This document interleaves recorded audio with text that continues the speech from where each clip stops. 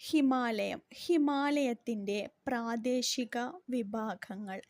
ഹിമാലയത്തെ പ്രാദേശിക വിഭാഗങ്ങളായി വേർതിരിക്കുന്നത് പടിഞ്ഞാറൻ ഹിമാലയം, മധ്യ ഹിമാലയം, കിഴക്കൻ ഹിമാലയം എന്നിങ്ങനെയാണ്.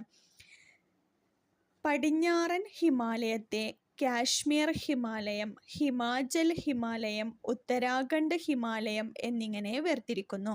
പടിഞ്ഞാറൻ ഹിമാലയത്തെ കാശ്മീർ ഹിമാലയം, ഹിമാചൽ ഹിമാലയം, ഉത്തരാഖണ്ഡ് ഹിമാലയം എന്നിങ്ങനെ വേർതിരിക്കുന്നു.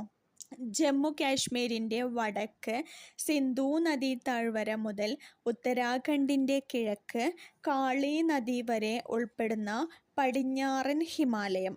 ജമ്മു കാശ്മീരിൻ്റെ വടക്ക് സിന്ധു നദീതാഴ്വര മുതൽ ഉത്തരാഖണ്ഡിൻ്റെ കിഴക്ക് കാളി നദീതാഴ്വര വരെ ഉൾപ്പെടുന്നതാണ് പടിഞ്ഞാറൻ ഹിമാലയം. ഇനി മധ്യ ഹിമാലയം. കാളി നദി മുതൽ ടീസ്റ്റ നദി വരെയുള്ള ഹിമാലയ പ്രദേശമാണ് മധ്യ ഹിമാലയം. കാളി നദി മുതൽ ടീസ്റ്റ നദി വരെയുള്ള ഹിമാലയ പ്രദേശമാണ് മധ്യ ഹിമാലയം. നേപ്പാൾ ഹിമാലയം എന്നും അറിയപ്പെടുന്ന ഈ മേഖലയുടെ ഭൂരിഭാഗവും നേപ്പാളിലാണ് ഉള്ളത്. കിഴക്കൻ ഹിമാലയം.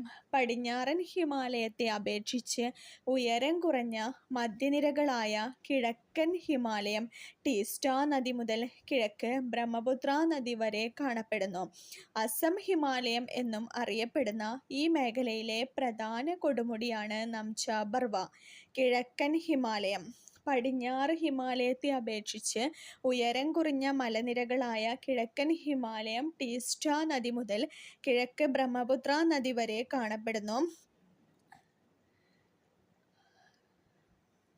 കൂടുതൽ SCERT വീഡിയോകൾക്ക് ഈ ചാനൽ ഒന്ന് സബ്സ്ക്രൈബ് ചെയ്ത് ലൈക്ക് ചെയ്യുക. Thank you.